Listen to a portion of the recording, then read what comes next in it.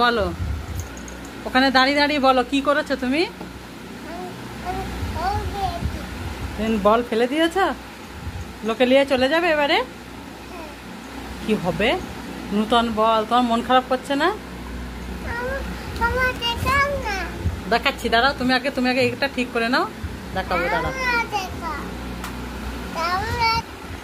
বলটাকে ফেলে দিয়েছো তাহলে?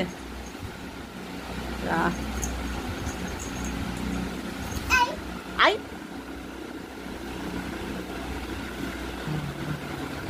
পায়ে লেগেছে?